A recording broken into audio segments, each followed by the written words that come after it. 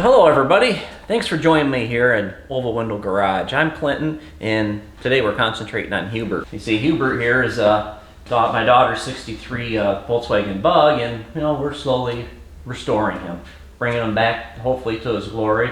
Give him another chance at life, where he belongs, out on the road. Right now, we've got a drip rail edge to worry about here. The other side wasn't as bad. I kind of just filled where it's splitting a little bit. Hubert here has actually got a hole here, and we're split all the way up to here. And I was trying to squeeze it back, and it was pretty crunchy. So I'm going to attempt to, try to repair this. I looked out there on the old YouTube, and I didn't see anybody, have a video, repairing a drip rail or roof rail or whatever you want to call it on the internet on a Bug. I don't know, maybe it's the shape of the Bug where they're kind of round and it's not a common problem. There was, however, a video of a guy doing a bus transporter, and I think the other one was a notch back or a square back, a small repair similar to this. So, it kind of gives me an idea, and I'm going to try to attempt it. And that's where the disclaimer comes in. This is what I'm going to do, and I'm just here sharing, trying to give some ideas.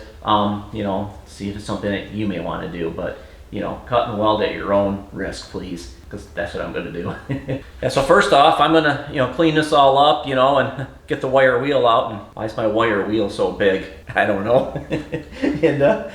and see what we got going on here. I'll probably cut this lip down here, but you got to be careful, because this is kind of what holds the top and the bottom together. So it is a structural point of the car. And this one here looks like it is maybe sagging just a little bit. I can tell when I close the door that the gap doesn't look so right. So hopefully we can repair that too. So yeah, I'm gonna get to work here. Yep, got a section cut out. Tell you what, set that down there. But yeah, I'm kind of been dreading this ever since we purchased Hubert here. Well, I didn't purchase, Emily purchased Hubert, but this drip rail, it does kind of got me a little scared, but it's how you learn, right? Just keep pounding away. But yeah, look at this. This is some previous body filler.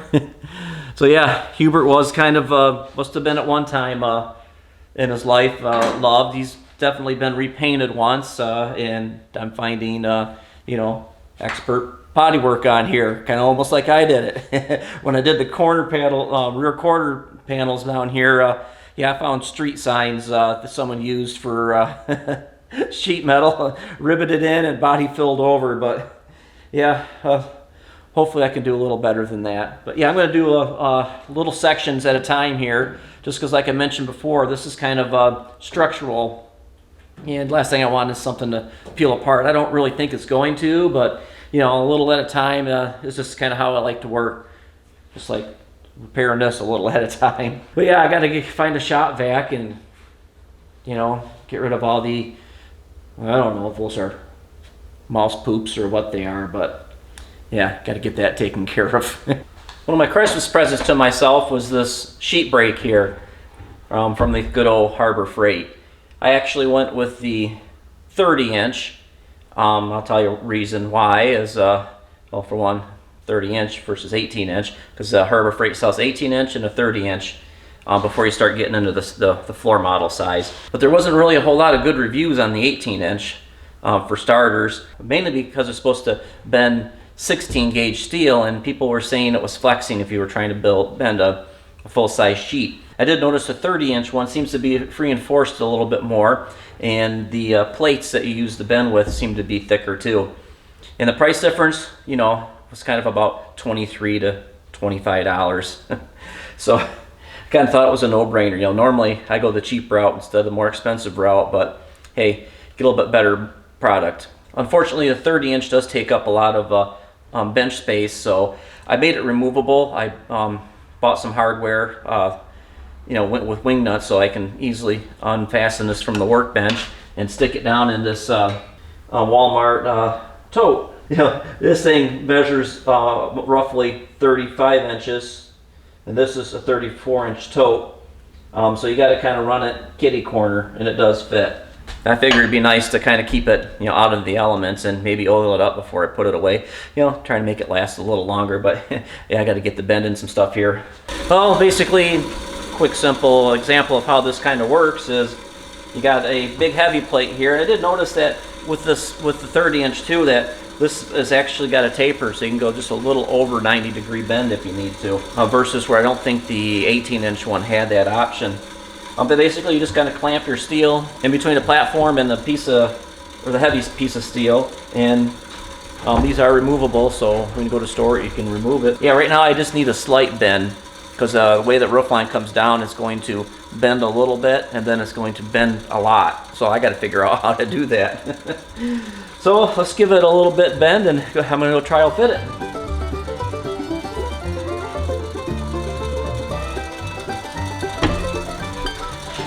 Samples 1, 2, 3.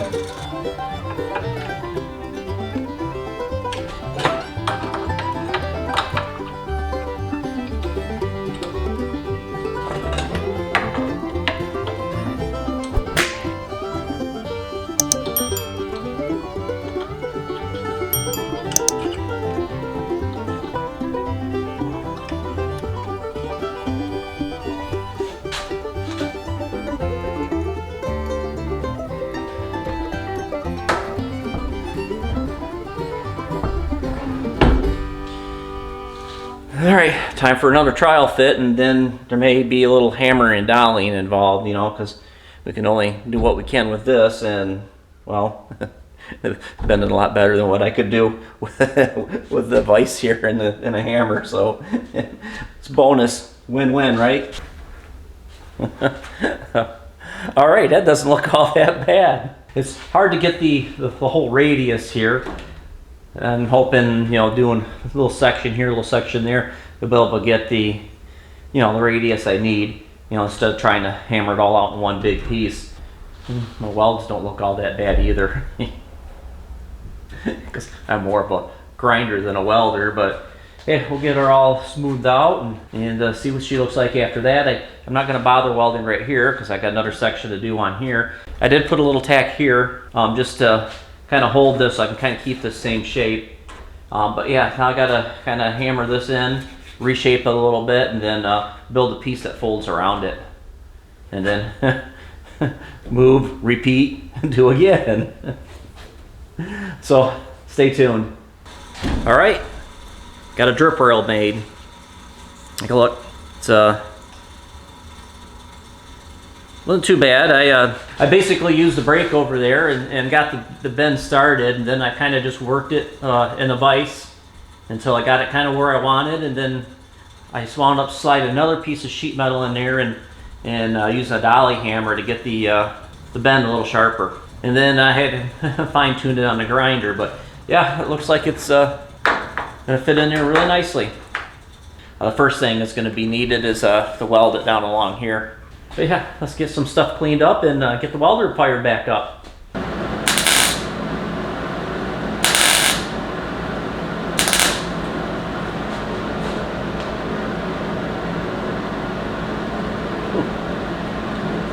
All right, well, got that all tacked in. Careful, it's hot, but I want to kind of give you guys a tech tip on a couple of things that's helped me weld a little better. But got one of these headlamps here, kind of helps lighten up the subject, along with, of course, an auto darkening helmet helps.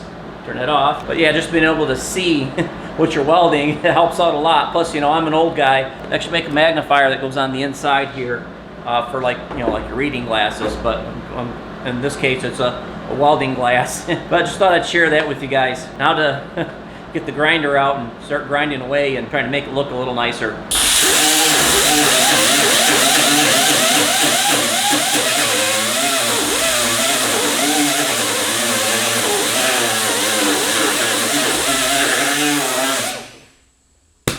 Well, there's number one. Now to do it 2 more times, maybe 3.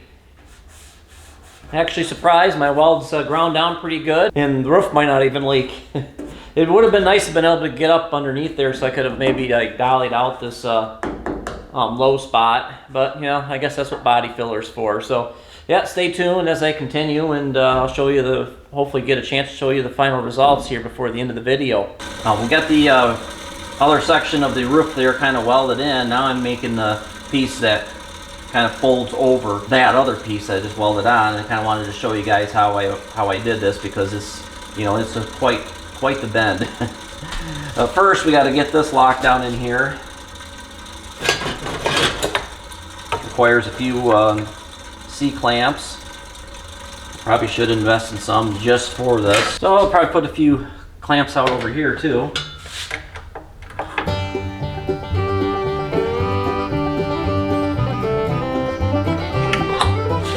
I'll give this a bend. Now that I got that bent, hopefully bent at the right spot, measuring stick. I'll wind up probably grinding a bunch off anyways. Well, the next step, I use this little vise here. I moved over to the vise section. And I just kind of slowly increase the bend with the vise.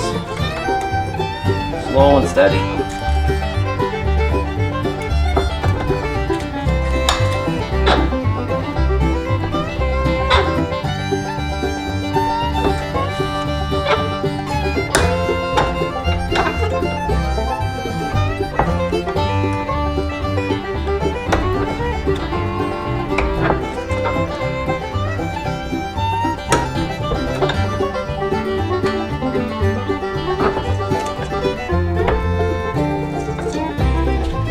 And when I'm happy I got enough bend on there, I got this extra leftover sheet of, might have been an inner front wheelhouse. I'm going to use this edge on here and the dolly hammer.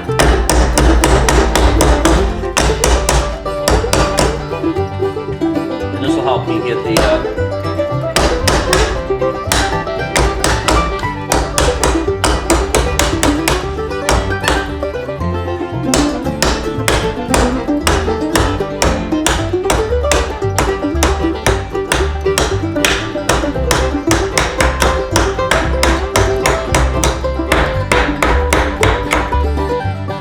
helps get that desired sharper edge here on the top part. Then the next trouble is trying to get it back off. But yeah, now that I got this bent, time to go fit it over on the car. So I know I got one side a little longer than the other, so that's going to require some grinding. Come on, muscles. Yeah, I know that's going to require some grinding, and then there'll be some fitment issues, but hopefully that works. Well, it's probably good enough for tonight. I got this welded in. Doesn't look too bad. Gonna probably need to play with some filler on the inside there. Yeah, I've got this section right here to do, and then after I get that all done, then it'll be time to play with the body filler, and we get to see what it looks like when we're done there. Well, everybody got a man down. The old die grinder's not a die grinding anymore. It's been a good tool. Yep, little buddy. Yeah, you've been around for several years. See ya. Have a good rest. Well, it's coming right along. I've got this last section finished up. Technique I'm going to show you right now is the last technique of kind of just getting this to pinch a little better. You can see down through here, these rails are a little skinny, and then this one kind of opens back up. And your friend here is going to be your dolly and hammers again. So far, I found when it comes to doing the final pinch on these, this little thing right here has been my friend. The idea or the trick is to take this dolly, and I'm just sticking it right up against here.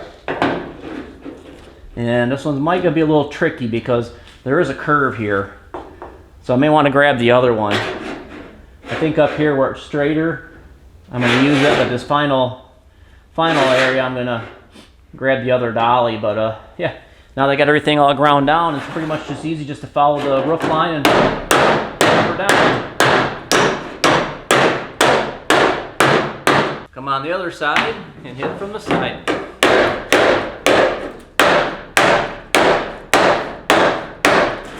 Yeah, this will probably work.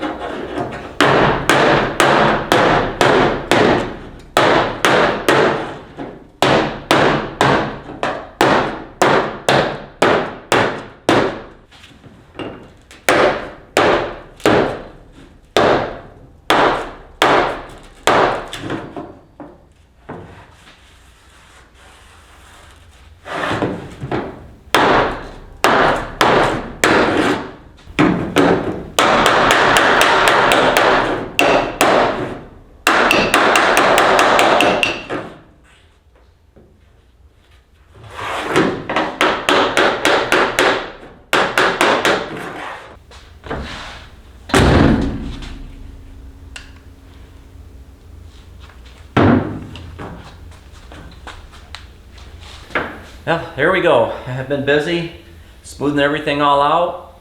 I gotta say to myself that sometimes I impress myself. It's not really that hard to do. And did I do it right? I don't know. How was it done right? I don't know. I'm not a body guy. Is there another way of doing it? No, yeah, probably. Is it perfect? Well, no. As I said earlier, you know, we're not going for perfect. If I wanted it done perfect, I'd hire someone to do it. What we are doing is trying to get Hubert, you know, back on the road again. And the story with Hubert is my buddy's dad saved him from the salvage yard. Yeah, he was in line to be crushed. He wound up rescuing Hubert, put him out in the backyard next to the barn, and you know, Hubert was resting there for well over 20 years. Daughter comes along, she wants a project, so you know, my buddy, I, and Emily convinced my buddy's dad, you know, to sell us Hubert, and here we are. Trying to give Hubert, you know, another shot at life, getting him back out there on the road. So yeah, if you like this, like the Hubert's build, stay tuned because you know we got a bunch of other stuff coming, and one of them is going to be an engine build. You know, Emily wants to put her own engine together, and that should be fun. Until next time, keep cruising, keep shifting those gears, and always enjoy the ride. Let's get out of here. Before I was just another guy.